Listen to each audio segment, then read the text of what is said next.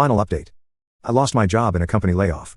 That night, my girlfriend pulled me aside at her birthday party and said, "Sorry, but I'm not dating unemployed men, it's embarrassing." Then she dumped me in front of everyone. I stayed quiet. 2 years later, I became a millionaire, and she DM'd, "Congrats on the startup. Can we talk?" Can you believe that? The absolute audacity knocked the wind out of me. She'd flipped the script entirely, making me the villain in her story. Tiffany's eyes widened. Seriously? That's horrible. Other guests were turning now, staring, whispering. Megan's eyes welled with perfectly timed tears. I just don't understand how someone could be so cruel. I could have called her out, could have told everyone exactly what had happened, made a scene that would have ruined her precious party. Part of me wanted to. Instead, I just said, "Happy birthday, Megan," and walked out. As I waited for the elevator, I heard the murmurs behind me. Can you believe him? On her birthday? Always thought he wasn't good enough for her. The next day, I moved my stuff out of our apartment while she was at work, left my keys on the counter along with a check for my share of that month's rent. No note, no texts, complete silence. My phone blew up with messages from our mutual friends, all taking her side, of course.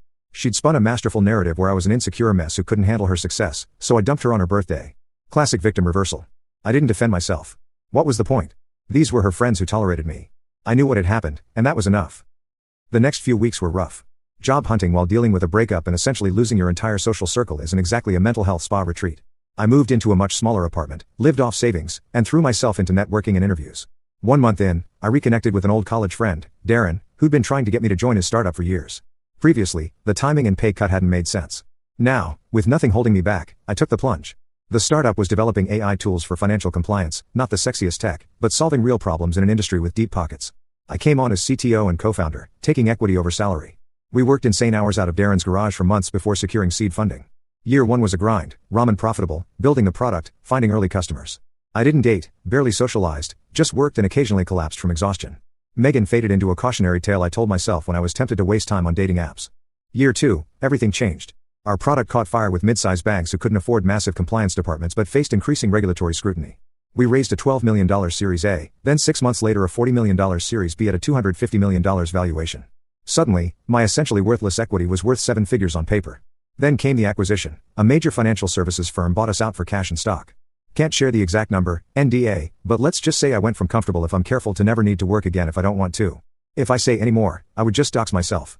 I didn't immediately go on a spending spree, bought a modest house outright, invested most of it, donated to some causes I care about. The biggest change was the freedom to work on what interested me, freedom to say no, freedom from worrying about making rent. About a month after the acquisition made some business news, I got a notification on LinkedIn. Megan had viewed my profile. Then came the Instagram follow request. I ignored both. 2 days later, the DM arrived on Instagram. "Congrats on the startup acquisition. So proud of you. Can we talk for old time's sake?" I stared at the message for a long time. 2 years of silence.